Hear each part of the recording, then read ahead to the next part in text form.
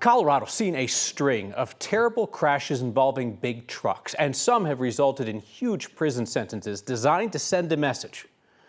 So what then is the message sent by a max 1-year sentence for a truck driver who admitted causing a crash that killed a man?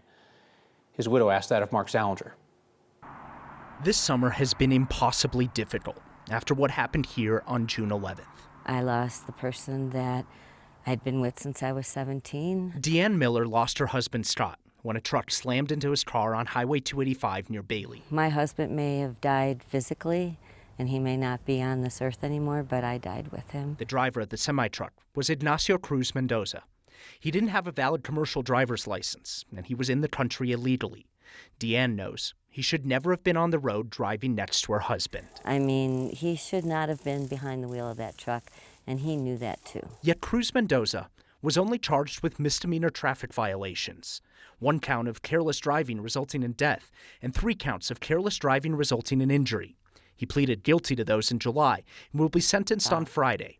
He faces 1 year in jail and some fines. Who else is going to get these road truck drivers and these road trucking companies off the roads if not the people we put in charge to make us safe? After the DA's office in Jefferson County charged the driver with a misdemeanor, he surprised them and pleaded guilty in his arraignment.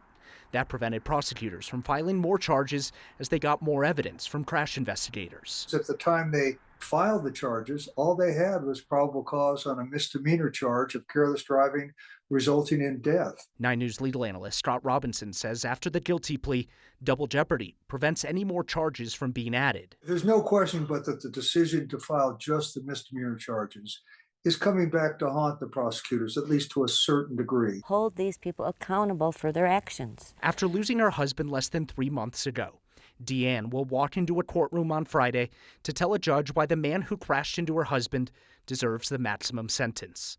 A sentence she feels is far too short. Mad because the most this man could get is a year for murdering my husband because the DA refused to charge him with more charges. So how short is a 1-year sentence?